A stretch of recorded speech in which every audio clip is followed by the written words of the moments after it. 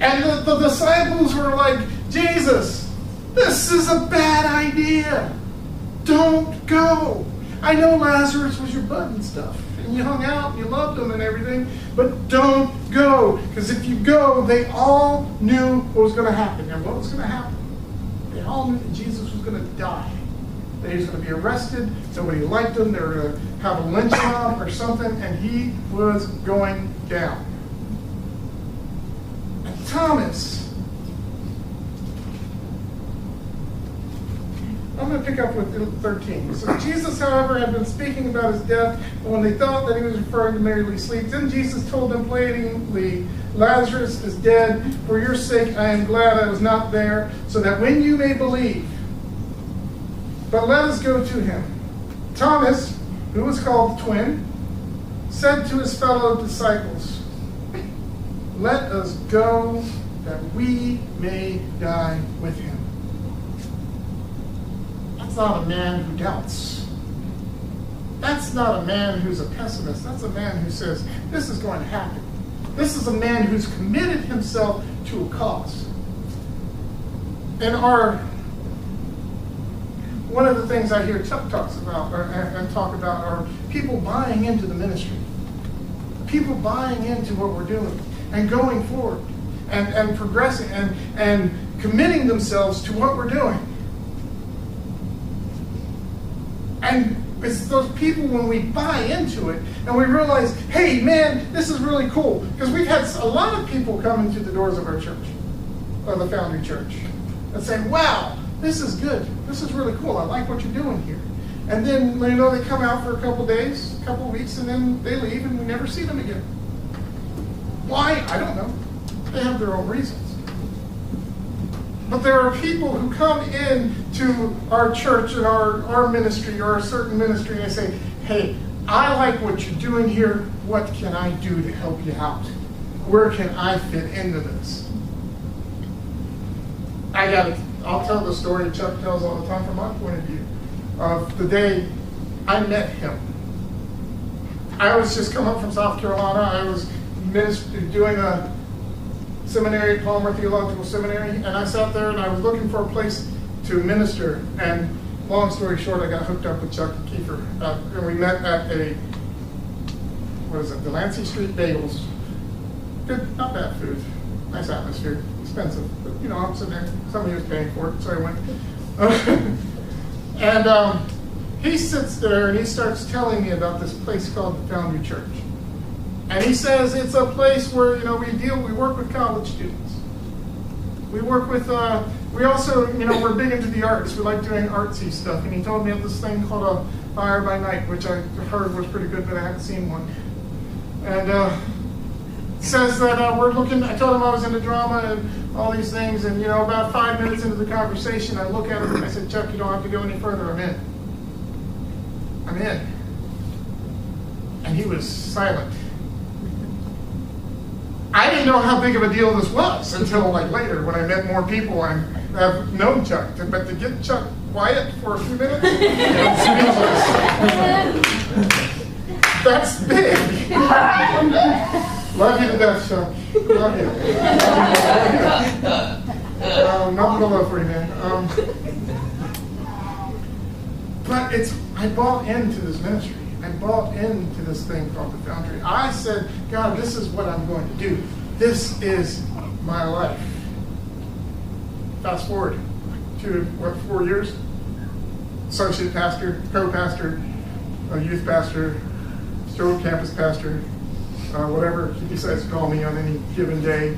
That's who I am. Baptist campus minister at Widener University. Preaching at the Forge on Sunday nights, which is the Sunday night service of the Foundry. Wow. And we got a Logos student ministry out of the whole deal that is officially a student. And we've grown from one student to however many of you there are right there in that room right here. 3 rows full of students. It's because we bought in. And let me tell you, the ministry still would not continue, has grown because you guys bought in and have committed yourselves to this ministry, to winning this canvas for Christ. You guys said, let's go with this air guy and die with him. I don't know if I'm going to die with him. Thanks. It'll lead you to whatever. I didn't know it was for that. I'm going to die. I got to leave now. Great. The guy we're talking to, we'll talk to you later about that. Anyway, he bought into the ministry. He bought into the vision. He bought into the fact Thomas saw that Jesus was headed down this pit to his death. And Thomas says, wherever he goes, I'm going with him. Because he's got something, he's doing something I've never seen before. He's touching lives, he's changing lives that I've never seen anybody do. And I've got to hang around this guy. So, does this sound like a guy who would be hiding in fear somewhere? Does this sound like a guy who's pessimistic, saying, oh, it's all going to be over? Oh, this is a guy who bought into a cause. This is a guy this is a man who decided that something is special. This is worth living for. This is worth dying for.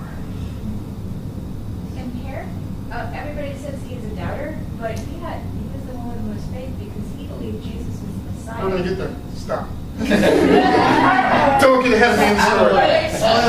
Don't get ahead of me in the story. I'm going to get there. I got time. I got a few more things I got to do. I guess now that we know that, the sermon's over. No. Build up. Crescendo. Here we have a man who bought into the cause. Here we have a man who has decided, who's decisive action. Here's a man who has decided that this guy is worth dying for. What else? Let's go back to the story. What else does the story reveal about Thomas? Thomas says this. They find Thomas. They go out and they hunt him down. They seek him. They go through all these places and they know where. See, my vision of Thomas is that I think they found Thomas trying to figure out how to move the ministry forward. How to move the mission forward. If I was writing the play of Thomas, of this resurrection of Christ, and I included Thomas in there, I'd have him helping somebody out, working on something. He may not be able to heal somebody. He could, probably, or so, he may not have the power to do what Jesus did, but he's out there trying to do something.